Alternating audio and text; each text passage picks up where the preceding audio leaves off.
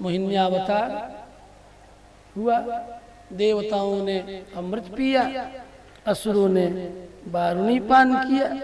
उसी समय एक ने देख लिया, इसका नाम है, क्या नाम है? राहु। राहु सिरा, राहु माने सिर वाला, और धड़ जो है वही बाद में केतु बना, पहले राहु। हाँ स्वर्ण। तो राहु ने देखा सूर्य और चंद्र दोनों के बीच में आकर के बैठ गया और हाथ फैला दिया। भगवान ने उसके अंजलि में अमृत रख दिए। तब तक सूर्य और चंद्र दोनों ने इशारा कर दिया, ये तो असुर है, तमोगुणी प्रकृति का, बहुत पीड़ा देगा बाद में हम लोगों को। ठीक है, तुम लोगों ने मुझे बताया है, मैं छोड़ूंगा नहीं। भगवान ने चक्र से सिर तो अलग कर दिया, धड़ अलग हो गया, दोनों में भयंकर युद्ध हुआ। अब होने के युद्ध,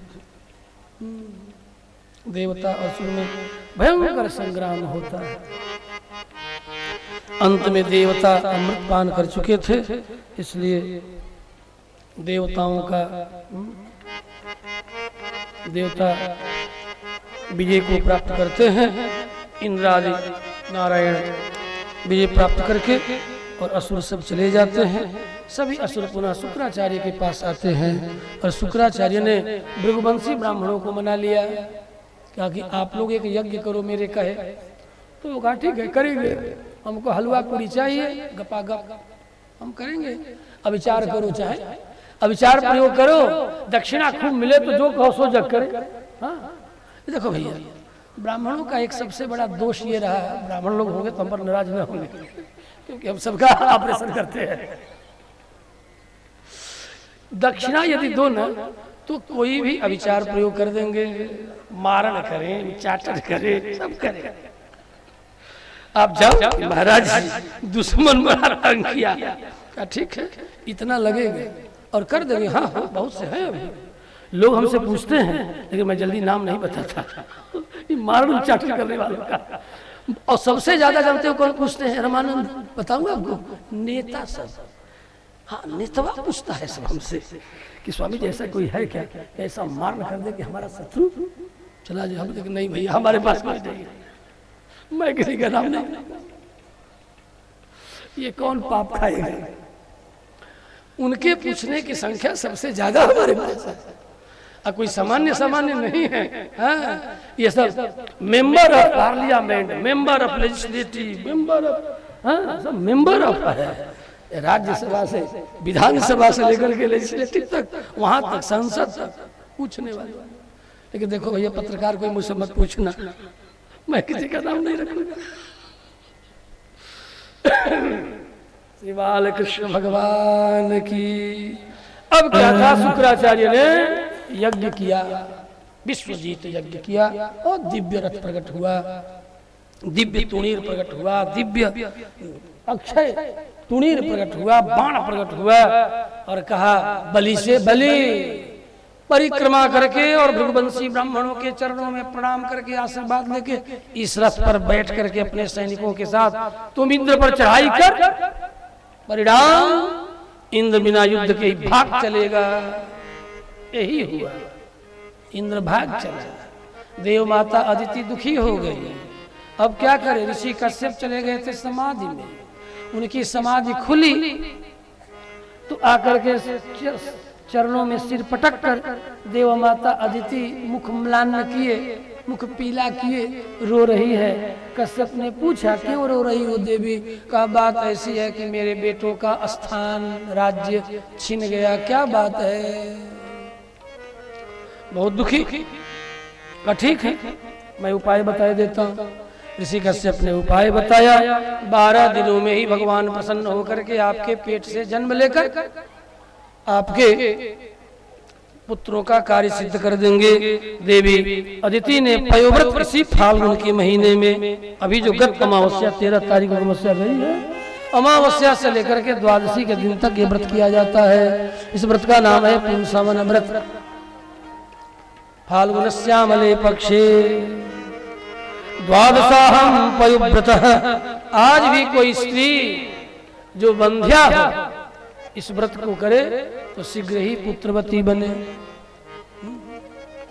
किसी ब्राह्मण से जाकर के पूछ ले, और पूछ करके 12 दिनों का ये व्रत है, एक अमावस्या जोड़ दो तो 13 दिन। बस इन 13 दिनों में भगवान श्री हरि प्रसन्न होकर के दिव्य गुणों से युक्त पुत्र की प्राप्ति करा देते हैं। अदिति ने व्रत की, परिणाम स्वरूप भगवान श्री हरि 12वें दिन प्रकट होते हैं और आश्वासन देते हैं, माँ पिता के तेज में प्रवेश करके आपके पेट से मैं जन्म लूंगा और आपके पुत्रों के कार्य को सिद्ध करूंगा। बात यही हुई। इसी कश्यप के तेज में भगवान प्रवेश करते हैं और उनके तेज के माध्यम से अदिति के पेट में आते हैं और ठीक 12वें महीना अदिति के सामने भगवान श्री हरि का प्रादुर्भाव होता है। श्री वामन भगवान की जय। माँ ने देखा ये तो अद्भुत बालक है, शंख चक्र गदा पद्म धारण किए हुए। माँ ने प्रार्थना की। भाद्र शुक्ल द्वादशी के दिन श्रवण नक्षत्र में भगवान श्री वामन का प्रादुर्भाव होता है। विजया नाम साप्रोक्ता जस्याम जन्म विदुर हरे है, उस तिथि का नाम है विजया द्वादशी। द्वादश्याम सविता तिष्ठन् मध्यम दिन गतो रवि। विजया नाम साप्रोक्ता जस्याम जन्म विदुर हरि। बहुत सी बातें हैं, समय तो अब बहुत अधिक हो गया। ये तो 11 बजने को जा रहा है, मैं तो भूल ही गया था समय।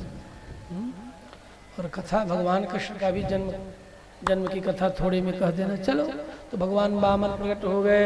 श्री वामन भगवान की जय। देखते ही देखते ऋषि कश्यप ने भी प्रार्थना की कि इतने बड़ा, अरे बढ़िया रूप धारण कर लीजिए। तो तेना ही रूपे नहीं वामन हो बटू। उसी समय जो बड़े 4-4 हाथ लेकर के आए थे, 7 वर्ष के बालक बन गए, 7 वर्ष के बटू ब्रह्मचारी बन गए। तो पिता ने कहा अब इसका मैं कर देता हूँ यज्ञोपवीत। फटाफट यज्ञोपवीत हो गया और सब देवता सब चले आए अपने अपने अंश से, जिसे जो मर्जी आया वामन को सब प्रदान करते हैं। सरस्वती ने स्लेट दे दिया, पढ़ोगे लिखोगे। सब ऋषियों ने कहा ये मेरा ले लो, ये मेरा कुश ले लो। वो कुश ले लिए। इतने में आकाश ने कहा छत्र, मेरा श्वेत छत्र ले लो। ओ ब्रह्मा ने कहा कमंडल ही ले लो मेरा।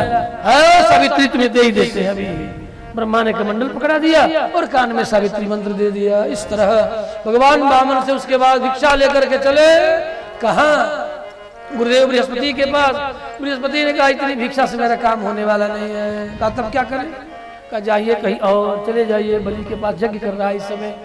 हाँ, बड़ा भयंकर यज्ञ कर रहा है, वहां से जाकर के भिक्षा मांग करके लाइए। भगवान वामन चले और बलि हाथ कमंडल लेके चलो है छलिया छलने को।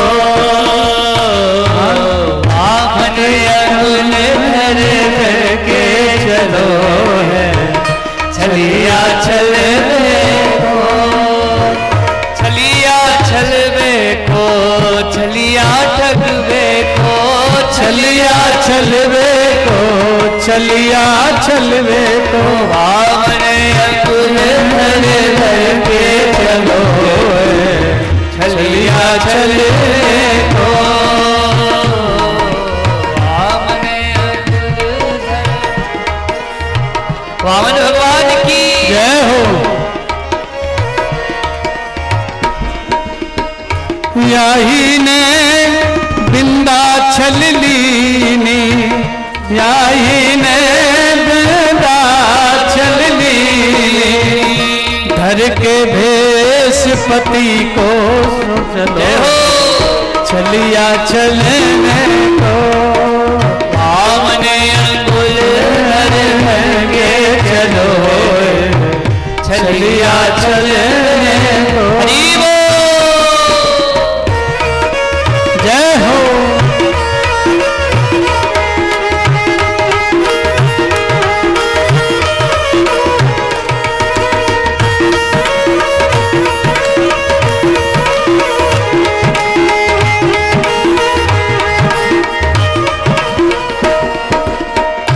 यही ने हिरणाकुश मार्यो, यही ने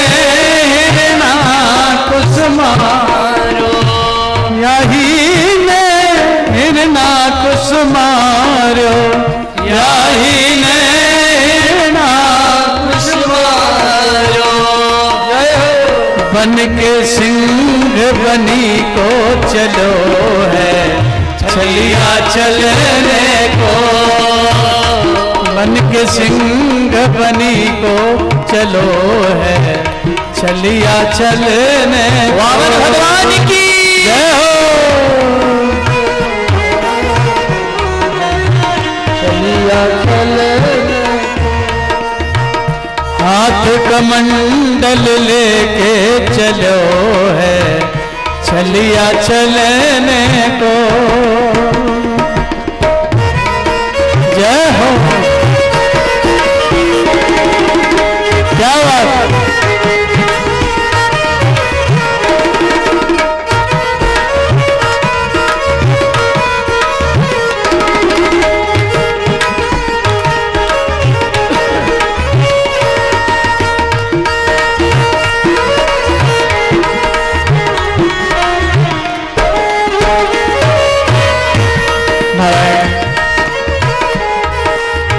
भले वामन भगवान की जय हो।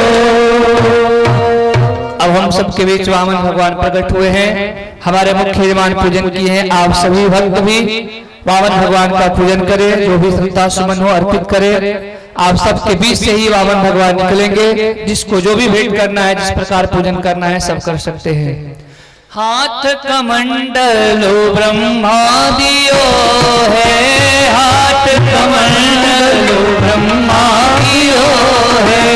सब देवन ने पूजा कियो है, सब देवन ने पूजा कियो है। शादी गौरी माने चलो रे देखो, छलिया चलने को। वामन अंगुल धर धर के चलो है, छलिया चल। वामन भगवान की जय हो।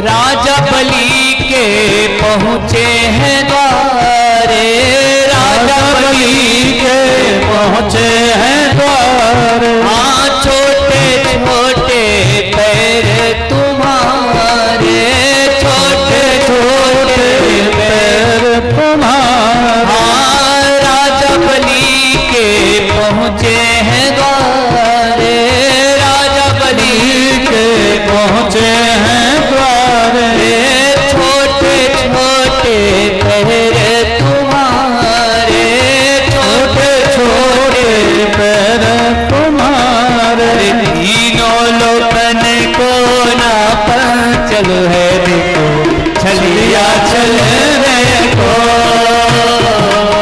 वामन अंगुल धर धर के चलो है, छलिया चलने को। छलिया छलवे को, छलिया ठगवे को, छलिया छलने को, छलिया चलने को। वामन अंगुल धर धर के चलो रे, छलिया चलने को। वामन अंगुल धर धर के चलो, छलिया चलने को। छलिया चलने को, छलिया चलने को। भगवान वामन से बृहस्पति ने कहा, बेटा इतनी थोड़ी भिक्षा से मेरा पेट नहीं भर सकता, तब चले जाओ, बलि यज्ञ कर रहे हैं भृगु कक्ष में। चल पड़े। जहां नर्मदा समुद्र में मिलती है, उस नर्मदा से बने हुए सुंदर पुलीन पर बलि यज्ञ कर रहे थे। भगवान वामन चले आए, पश्चिम द्वार की ओर से आ रहे हैं। जिस किसी ने भी देखा शुक्राचार्य यज्ञ करा रहे हैं, बलि यज्ञमान है। दूर से लोगों ने इस तेजस्वी बालक को देखा, सब अपनी अपनी भावना के अनुसार इन्हें देख करके विमर्श कर रहे हैं। भगवान वामन छोटे छोटे हाथ, छोटे छोटे पैर, बलि के यज्ञशाला में प्रवेश करते हैं। होता उद्गाता अध्वर्यु सब लोगों ने देखा, खड़े होकर के सबने इनका स्वागत किया है। तेजस्वी का स्वागत सब करते ही हैं। पुनः बलि ने वामन के चरणों में प्रणाम किया है और प्रणाम करके निवेदन किया है, आप मेरे यज्ञ में आए, आज बिना पहचानते हुए भी आज मेरे पितर तृप्त हो गए। आप आज्ञा करें, मैं आपको क्या दूं?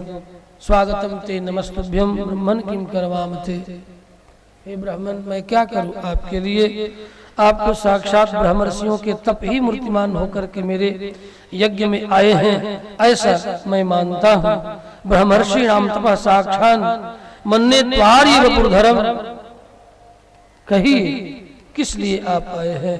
अद्य न पितरस्तृप्ता, आज मेरे पितर तृप्त हो गए, आज मेरा कुल पवित्र हो गया, आप मेरे यज्ञ में आ गए। अद्य त्विष्टः क्रतुरजम, आज मानो मेरे यज्ञ की पूर्णाहुति हो गई हो, आपके आगमन मात्र से यह यज्ञ पूर्ण हो गया। कहो क्या दूं? जो जो कहोगे दूंगा। यद यद वतो वांछसि तत्प्रतिक्षमे, जो जो तुम चाहते हो वो मुझसे लो, तत्प्रतिच्छ, तुम ग्रहण करो। मैं त्वार्थिनम भी प्रसूतानुतर कहे, 7 वर्ष के बटु ब्रह्मचारी, कहोगे तो तुम्हारी शादी भी करा दूं। मेरे गांव में, मेरे नगर में, मेरे राज्य में भृगुवंशी ब्राह्मणों की कन्याओं की कमी नहीं है, कहोगे तो शादी करा दूंगा। हाँ, मुझे तो ऐसा ही लगता है, गुरुकुल से पढ़ करके निकले हो और शादी करने की इच्छा से आए हो, तो मैं किसी भी यहाँ भृगुवंशी ब्राह्मणों को बोल दूंगा, वो अपनी कन्या आपको सहर्ष इसी यज्ञशाला में दान कर देंगे। कहो क्या चाहिए? यदि कन्या नहीं स्वीकार करोगे तो कहो कितनी पृथ्वी चाहिए, दाम कांचनम, सोना चांदी कितनी चाहिए, बोलो। सोना चांदी की भूख न हो तो कहो कितना अन्न चाहिए, खाने पीने के लिए सब दूंगा, अन्न दूंगा, वस्त्र दूंगा। तथन्न पेयम उतवा विप्र कन्या। तो बामन ने कहा कि सुनो देखो, हम उसमें के भिखारी नहीं है कि तुम जो कह रहे हो, मैं वैसा भिखारी नहीं हूं। तुम पहले प्रतिज्ञा करो कि दोगे ये सोना चांदी, पृथ्वी, हाथी घोड़ा, कन्या। नहीं नहीं, ये सब कुछ नहीं चाहिए। फिर क्या लोगे, बोलो। पहले प्रतिज्ञा करो दोगे या नहीं। तुम पहले प्रतिज्ञा करोगे कि दूंगा, तब तो मैं कहूंगा तस्मात् त्वत्तो महीमीषत्, तब जाकर के मैं कहूंगा मुझे क्या चाहिए। बोले ने कहा ठीक है, उसमें कौन सी बड़ी बात है, लाओ। एक कमंडल में जल था, जल उड़ेलने लगे। उसी समय शुक्राचार्य सोमलता के मंथन से सोम रस प्राप्त करने के लिए अवघट्टन कर रहे थे, माने कूट रहे थे सोमलता को विप्रों के साथ।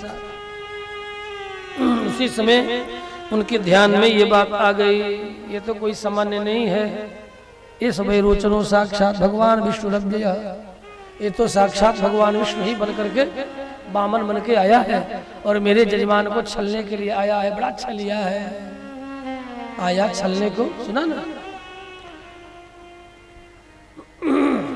देखने से तो ये बालक दिखाई पड़ता है। बलि के भी मन में शंका हो गई। तुम बालो बालिशमती, एक तो तू बालक है ही और तो दुर्बुद्धि भी है, मूर्ख भी है। अरे बलि जैसा त्रिलोकी का राजा बोलता है मांग मांग, जो मांगना है मांग लो, तुझे मांग लेना चाहिए, लेकिन तू केवल शरीर से ही छोटा नहीं, बुद्धि से भी खोटा है, मूर्ख है तू। अपना स्वार्थ, अपना हित भी तू ठीक से नहीं जानता। बामन ने कहा सुनो, सारी पृथ्वी का भोग भी किसी एक को प्राप्त हो जाए तो आज तक वह संतुष्ट नहीं हुआ, तुम मुझे क्या संतुष्ट करोगे? मैं जो कहूं सो दोगे तो प्रतिज्ञा करो। ठीक है दूंगा। संकल्प करने चला, कमंडल से जल गिराने लगे। शुक्राचार्य कमंडल में प्रवेश कर गए। न जल गिरे, न संकल्प हो, न संकल्प होगा, न हमारे जजमान का धन जाएगा।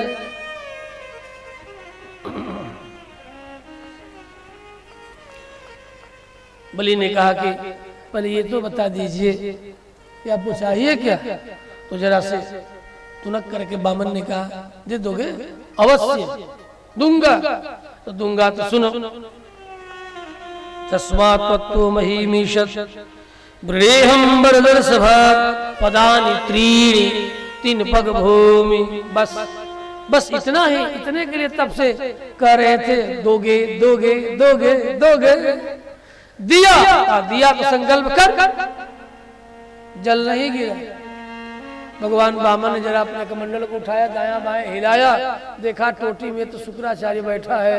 निकाला सप्तर्षियों के दिया हुआ एक कुश और उसी कुश से दिया खरोचते ही बलि की एक आंख गई फूट। वो आंख दबाए मरा मरा, हाय रे मैं तो मरा। देने और लेने वालों के बीच में जो पड़ जाते हैं उनकी आंख एक स्वाहा हो जाती है। श्री वामन भगवान की। इसलिए देने लेने वालों के बीच में अड़ंगा मत करना। उसे देने का मन है, उसे लेने का मन है, उसे देने दो, उसे लेने दो। बीच में अड़ंगा करोगे तो एक आंख। देखो भैया मुझे क्षमा करना, हाँ एक एक बात मैं प्रत्येक जगह जहाँ कहीं कथा करता हूँ कह देता हूँ। यदि अभी एक आंख वाला तू बन करके आया है तो पूर्व जन्म में जरूर तू देने लेने वाले के बीच में अड़ंगा डाला था। और यदि इस बार ऐसा करोगे तो अगला यदि जन्म मिलेगा तो एक ही आंख मिलेगी और वो भी एक आंख टेढ़ी मेढ़ी मिलेगी, बता देता। इसलिए देने लेने वाले सूरदास क्यों, सूरदास तो मिल जाए तो अच्छी बात है। ये जो एक आंख गाय ये उन्हीं का होता है जो बीच में अड़ंगा करते हैं। दो मत, अपना तो कुछ देंगे ही नहीं, दूसरे को देने नहीं देंगे, है ना। इसलिए लक्ष्मी नारायण भगवान के मंदिर के लिए जिसको जो देना रोकना मत, बोलने देना। हाँ लिस्ट यदि तैयार हो तो सुना देना आज ही। और ये कथा तो हमारी समाप्त होगी नहीं। चलो भगवान वामन की यहीं पर इनके चरित्र का अंत करते हैं। वामन भगवान की। 3 पग भौम का संकल्प हुआ, त्रिपद परिमिता भूमि तुभ्यम हम संप्रददे। 3 पग भूमि मैंने आपको दिया, जल गिरा धरती पर और वामन आकाशचारी हो गए। उनके साथ साथ दंड भी बढ़ा, छत्र भी बढ़ा, पूरा शरीर बढ़ गया। एक पग उठाए पूरी पृथ्वी, दूसरा पग उठाए और सप्तावरण पर्यंत ब्रह्मलोक पर्यंत सब माप लिया का 2 ही पग में सब ले लिया। तीसरा पग देने के लिए बलि तुम्हारे पास कुछ हो तो ला दे। का अब तो कुछ भी नहीं है, तो अभी बरु पास में बात करके तुझे हम नरक में ठेल देते हैं। क्योंकि देने को कहकर के जो नहीं देता उसकी दुर्गति नरक में ही होती है। जा तू हम नरक भोग। उसी समय बलि के जितने अनुचर थे सब अस्त्र शस्त्र लेकर के दौड़ पड़े मारने के लिए। बलि ने कहा खबरदार, जब दिन हमारे अच्छे थे तो स्वर्ग पर राज्य हमारा था, लड़ो मत। भगवान वामन ने कहा कि नहीं छोड़ दो लड़ने के लिए, हमारे भी पार्षद तैयार ही है। इधर से भी संकर्ण सर्वमित्र जय विजय सब तैयार है। कहा कि आ ही जाओ, हो ही जाए दो हाथ। भगवान वामन ने कहा कि नहीं छोड़ दो, छोड़ दो, तुम्हें बड़ा अभिमान है तो छोड़ दो अपने सैनिकों को। लेकिन बलि ने रोक लिया। समय हो तो बलवान, समय अच्छा था। अये वृषपर्वा, अये राहु, ओ केतु, ओ पुलोमा, मत लड़ो, मत लड़ो, लड़ो मत। तब भगवान वामन के भी जितने पार्षद थे कहा ठीक है, लड़ने के लिए भी कह दिए होते तो जिंदगी भर ही नहीं याद रहती, ऐसा कचूमर निकालते फिर जीवन में कभी ये लड़ने की बात ही न करते। लेकिन अच्छा हुआ तूने मना कर दिया। भगवान वामन ने कहा तीसरा पग दे या ठेलू अभी नरक में तुझे। उसी समय विंध्यावली आ गई अपनी बेटी रत्नमाला को लेकर। बेटी रत्नमाला ने देखा वामन को, मन में आया ऐसा मेरा बेटा होता तो कितना अच्छा होता, लेकिन जब सुनती है कि इसी ने हमारे बाप को बरु पास में बात करके धरती पर डाल दिया, तो ऐसे बेटा को तो विष पिला करके मार डालती। वही रत्नमाला बाद में कृष्णावतार में पूतना बनी। विंध्यावली आके भगवान के सामने हाथ जोड़ के प्रार्थना की, प्रभु इनके हृदय में देने का अभिमान था, इन्हें जो कुछ करना था कर दिए। 3 पग इन्होंने संकल्प किया है, 2 पग में सब कुछ आपने ले लिया। एक बात आप कहें, दाता बचे हैं या नहीं? इन्हें भी आपने माप लिया? कहा नहीं। 2 पग में इनकी संपत्ति को मैंने मापा है, भूलोक और स्वर्गलोक पर्यंत क्या सत्तावरण पर्यंत मैंने माप लिया है। कहा 1 पग में अब दाता को ही आप माफ करके अपना दान पूर्ण कर लीजिए। भगवान श्री वामन बलि के सिर पर अपना चरण पधराते हैं और तीसरा पग भी पूर्ण करते हैं। आकाश से देवता पुष्प वृष्टि करते हैं। वामन भगवान का जय जयकार बलि के साथ होता है। भगवान वामन प्रसन्न होते हैं और बलि से कहते हैं, बलि बलम ब्रूहि बरम ब्रूहि, बर मांग क्या चाहिए? गए थे छलने छले गए। बलि ने कहा, प्रभु मैं जहाँ कहीं भी रहूं द्वार पर आपका द्वारपाल के रूप में दर्शन होता रहे। का तुझे मैं सूतल लोक दे दिया, का कहीं भी भेज दीजिए कोई बात नहीं।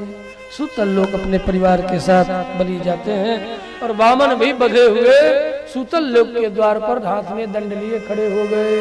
भगवती महालक्ष्मी दुखी, देवर्षि नारद ने सब बताया। धर्म बहन बन करके आती है। श्रावण पूर्णिमा के दिन बलि के हाथ पर रक्षा बंधन करती है, तभी से रक्षा बंधन आरंभ होता है। और बलि से बलि कहता है, मांग बहन तुझे क्या चाहिए? मेरी भी कोई अपनी औरस बहन नहीं थी, बोल आज तू आ गई है श्रावण पूर्णिमा के दिन, कह तुझे क्या चाहिए? तो लक्ष्मी ने कहा कि भैया, आज भैया कहना पड़ा है, मेरे उदार भ्राता यदि तुम देना चाहते हो तो इस द्वारपाल को हमें दे दो। है द्वारपाल को? हाँ द्वारपाल को। ये कौन है? कहा ये हमारे स्वामी है। लक्ष्मी भी अपने चतुर्भुज रूप धारण करके बलि के सामने प्रकट होती है। बलि ने कहा मेरी कोई बहन नहीं थी, अब मैं इस वामन के साथ तेरा विवाह करूंगा। विधिवत बलि सूतल लोक में लक्ष्मी का विवाह करता है और विवाह करके भगवान वामन को अपना दामाद बनाता है और फिर बलि और लक्ष्मी, वामन और लक्ष्मी को साथ करके दिव्य लोक भेजता है। श्री वामन भगवान की। इसके बाद 6वें मनवंतर के राजा श्राद्ध देव उनके समय में भगवान का मत्स्यावतार होता है। जो मत्स्यावतार का स्मरण करते हैं वे भगवान की कृपा से संसार के बंधन से मुक्त होकर के दिव्य धाम को प्राप्त करते हैं। इस तरह मत्स्यावतार की कथा भी सुखदेव मुनि ने मात्र 1 अध्याय में कहकर के उन्हें भी प्रणाम किया। पश्चात 9वें स्कंध में प्रवेश करते हैं। 9वें स्कंध में सबसे पहले अनेक राजाओं का वर्णन करते हुए सूर्यवंश, चंद्रवंश आदि सभी वंशों की कथा सुनाते हुए सूर्यवंश में भगवान श्री हरि का पुनः त्रेता में रामावतार होता है। राम लक्ष्मण भरत शत्रुघ्न के रूप में भगवान का पुनः अवतार होता है। यही जय और विजय हिरण्यकशिपु हिरण्याक्ष, हिरण्यकशिपु का उद्धार भगवान नरसिंहावतार लेकर के, हिरण्याक्ष का उद्धार भगवान ने वराहावतार लेकर के किया है। पुनः वही त्रेता में रावण कुंभकर्ण के रूप में जब जब हो धर्म की हानि, बाढ़ई असुर अधम अभिमानी, तब तब भगवान का अवतार होता है। त्रेता युग आया तो रावण कुंभकर्ण के रूप में जय विजय अवतरित होते हैं। तो भगवान पुनः रामावतार धारण करते हैं। वह प्रकट कृपाला दीन दयाला रावण कुंभकर्ण इत्यादि का उद्धार करके रामावतार में यह विस्तृत कथा है। मैं इसे भी प्रणाम करता हूँ। इस तरह अत्यंत संक्षिप्त मात्र 3 अध्यायों में रामावतार की कथा की चर्चा करते हुए सुखदेव मुनि अग्रसर होते हैं। पुनः चंद्रवंश का वर्णन करते हैं। वर्णन करते करते करते त्रेता भी निकल गया, द्वापर का भी आदि निकल गया। द्वापर के अंत में यदुवंश में जहाँ तहाँ बहुत से द्विजरूपेण राक्षसा, यदुवंश में जहाँ तहाँ राक्षस उत्पन्न होने लगे। भगवान को बड़ी चिंता हुई। धरती पर अत्याचार अनाचार पापाचार बंधुओं जब जब बढ़ता है तब तब भगवान इस धरा पर आते हैं। देवता त्रस्त हो गए हैं। द्वापर और कली का समय आ गया है। देवता भी दुखी हैं, पृथ्वी भी दुखी है। पृथ्वी देवताओं की शरण में जाती है और जाकर के देवताओं से प्रार्थना करती है। इस तरह 9वें स्कंद से कथा निकाल करके 10वें स्कंद में प्रवेश कर जाती है।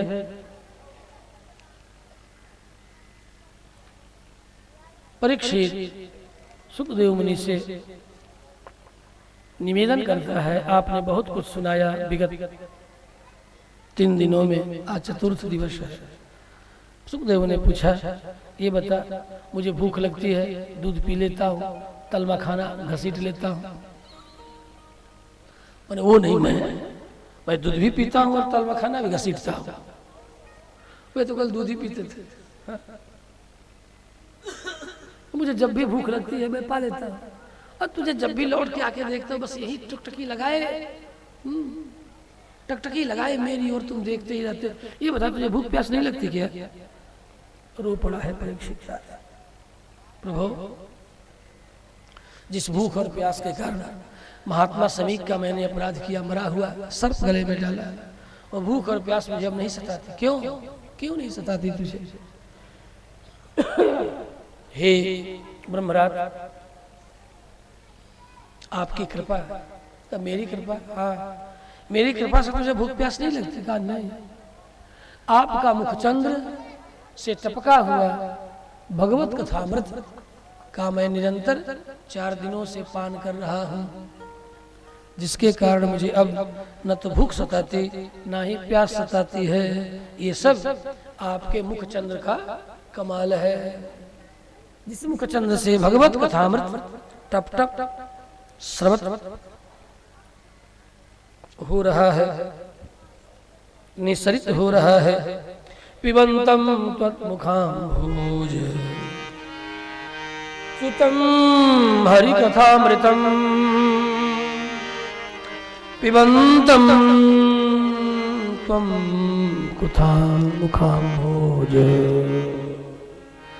नैषाति दुस्साक्षुन्मान् त्यक्तोदमपि बाधते, पिबन्तं त्वन्मुखाम्भोज च्युतं हरिकथामृतम्। इधर सुत जी शौनकादि मुनियों को सुना रहे हैं। आज अरे शौनकादि मुनियों, सुखदेव सुखदेव न रहे। फिर ये सुखदेव आज साक्षात भगवान श्री कृष्ण इनके गले में, इनके हृदय में बैठ कर के परीक्षित के कल्याण के लिए कथा सुना रहे हैं।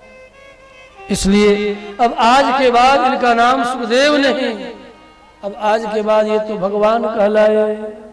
वैया सखी स भगवान सच विष्णुरातम एवं निशम्य भृगुनंदन साधुवाद प्रत्यर्च कृष्ण चरितम कलिकल्मसघ्नम व्याहर्त मारभत भागवत प्रधान। सुखदेव के अंतर हृदय में भगवान कृष्ण ही अब परीक्षित के कल्याण के लिए कथा सुना रहे हैं। ऐसा सुत जी ने शौनकादि मुनियों को निवेदन किया।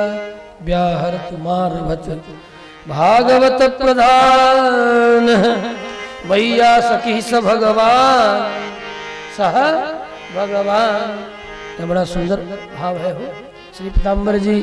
वैया सखी नाम व्यासस्य पुत्रम पुमान वैया सखी सह का भगवान। भगवान नाम कृष्ण व्यासस्य पुत्रम पुमान सुखदेव परंच अधुना अत्र अद्य नहीं सुखदेव विद्यते सुख हृदय भगवान श्री कृष्ण चंद्र एवं कथाम उद्गीरयति, कथा को कह रहे हैं, इसलिए नाम क्या हो गया? अब सुखदेव ऊंचू नहीं है, सुखदेव उवाच नहीं है, सच विष्णुरातम कहा भगवान अथ, ये भगवान है, भगवान माने कृष्ण है। प्रत्यर्च कृष्ण चरितम, इधर सुत जी भी भगवान कृष्ण का स्मरण करते कि धन्य हो परीक्षित, धन्य हो, धन्य तेरे लिए भगवान गर्भ में आकर के रक्षा किए और तेरा मृत्यु भी अद्भुत कि भगवान श्री कृष्ण ही सुखदेव के हृदय में बैठ करके तुझे आज चौथे दिन कथा सुनाने के लिए दौड़ पड़े। धन्य हो, धन्य हो, धन्य हो, मैं क्या बड़ाई तेरी करूं। सुखदेव से परीक्षित ने पूछा है, प्रभु आपने बहुत कुछ कहा, आपके उपकार को मैं भूल नहीं सकता, आप नहीं आते तो मेरा कल्याण नहीं होता। सूर्यवंश को सुनाया, चंद्रवंश को सुनाया, अब मुझे तो केवल और केवल अवतरीय जदुवंश से भगवान भूत भावना सारी दुनिया को उत्पन्न करने वाले भगवान जदुवंश में अवतार लेकर के उन्होंने क्या क्या किया ये बताया। कृतवान यानी विश्वात्मा तानि नो बद विस्तारात्, जरा विस्तार से कहिएगा कृष्ण चरित्र।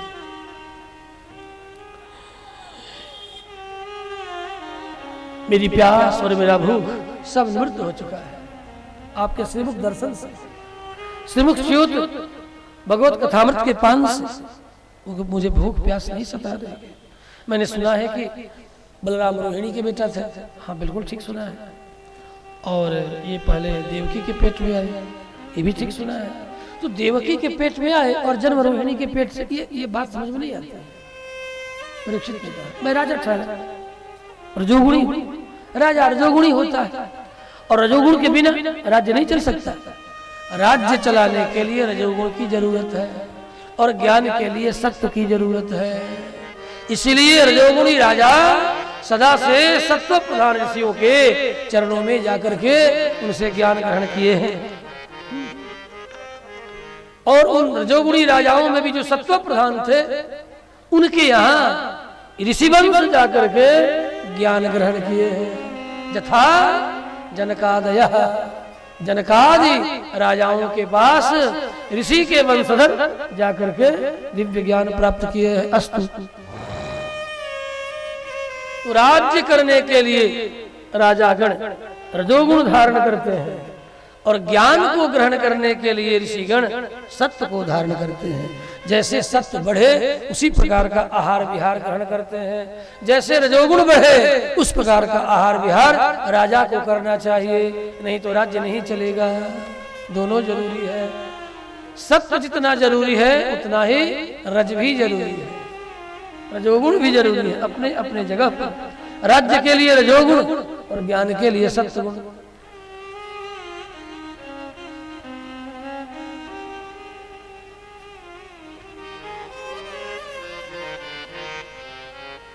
रोहिणी के बेटा कहलाए, देवकी के गर्भ में आए थे। कुतो देहांतरम बिना, शरीर छोड़े बिना, मरे बिना देवकी नंदन बलराम रोहिणी नंदन कैसे कहलाए, ये जरूर आप कहिएगा। एक बात और आपसे पूछो, हाँ पूछो, कस्मान मुकुंदो भगवान, क्या कारण था कि रोहिणी के देवकी के पेट से जन्म लेकर के भगवान श्री कृष्ण चले गए यशोदा के घर? क्या बात है? कस्मान मुकुंदो भगवान पितरों के यहाँ ब्रजंगता, अपने बाप का घर छोड़कर ब्रज में चले गए गाय चराने। ये बात भी मुझे समझ में नहीं आती। कहाँ राजपुत्र वसुदेव नंदन, वसुदेव के बेटा राजा के पुत्र, और चले गए गैया चराने। गायों के पीछे पीछे गोबर उठाते, गोपियां चिल्लाती हो कलवो इधर, और दौड़ते अभी आया। गाय हम्मा हम्मा करते, तो कन्हैया कृष्ण भी अपने मित्रों के साथ हम्मा हम्मा ये भी पुकारते, अभी आया, और अपनी लकटी कमली लिए दौड़ पड़ते और जाकर के गायों को छाती से लगाते, गले से लगाते। ये बात भी समझ में नहीं आती। कसमान मुकुंदो भगवान, अरे सारी दुनिया को मोक्ष देने वाला परमात्मा इस तरह गायों के पीछे पीछे गाय चराता, गोबर उठाता, गोपियों के नेक सा माखन के लिए दौड़ पड़ता, जिधर बुलाती उधर जाता। कभी गोपियां सिर पर मटका चढ़ाती तो कभी गोपियां बड़े बड़े टोकरी गोबर का उठवाती। ये कसमान मुकुंद भगवान होकर के ये इसकी बात, इसका चरित्र तो समझ में नहीं आता। आप जरा ठीक से कहिए, सुनो देखो, ठीक से कहने के लिए तो ठीक से लाना पड़ेगा। 7 दिनों में तो संभव नहीं है, और तू 7 ही दिनों में सब सुन करके मरने वाला है। तो बात तो ठीक है, 8वां दिन किसके लिए बना है? कहा किसी के लिए नहीं बना है, लेकिन 7 ही दिनों में जितना हो सके आप विस्तार से सुनाइए। ठीक है, सुनाएंगे, जितना हो सकेगा सुनाऊंगा, ऐसी कोई बात नहीं है। हाँ, अधिक से अधिक सुनाऊंगा, मैं कोई छल कपट नहीं करता, अधिक से अधिक सुनाने का यत्न करूंगा। ठीक है, लेकिन आप जरा जल्दी चले आओ, आते हो 8 बजे, तो मैं क्या करूँ? मैं भी 8 बजे आता हूँ। हम यहाँ 7:30 बजे आ जाते हैं, और जब मैं 7:30 बजे यहाँ बैठता हूँ तो देखता हूँ मुश्किल से 7-8 लोग बैठे हैं। हाँ, मैं आपकी आधे घंटा प्रतीक्षा करता हूँ, झूठे श्लोक बोलता रहता हूँ, 2-4-10 श्लोक बोलता हूँ। भैया आप आ जाओ, आखिर टेंट समियाने को तो सुनाना नहीं है, आपको सुनाना है। आप अपने सुनने के लिए बुलाए हो ना, 24 वर्षों के बाद बुलाए हो, अपने सुनने के लिए बुलाए हो। मंदिर दरबार वाली बात तो यहाँ आने के बाद वो तो घलुआ में हो रहा है, वो तो आप करोगे, कर लोगे। मैं तो यहाँ कथा सुनाने आया हूँ, कथा सुनाने के बाद चला जाऊंगा, फिर बुलाओगे फिर आ जाएंगे, ऐसी कोई बात थोड़े है। नहीं बुलाओगे नहीं आऊंगा। हाँ, 24 वर्ष आया, नहीं आया, बुलाओगे आ जाऊंगा, और नहीं बुलाओगे नहीं आऊंगा, सीधी सी बात है। अपने मन से तो आने वाला नहीं। श्री बालकृष्ण भगवान की जय हो, जय हो। ठीक है, कि अपने मन से भी आना पड़ेगा। अच्छा, कितने लोग हैं जो कहते हैं कि अपने मन से आ जाइए? जरा देखो तो सही, कोई ऐसा है कि जो ये कहे कि अपने मन से भी आ जाया कीजिए? कोई नहीं है। ये बहुत अच्छी बात है, हमारी मर्यादा बचेगी, तुम्हारी मर्यादा बचेगी।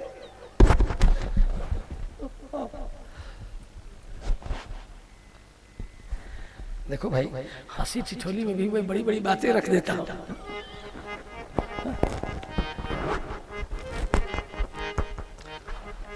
श्री बालकृष्ण भगवान की बहुत तरह से परीक्षित ने पूछा।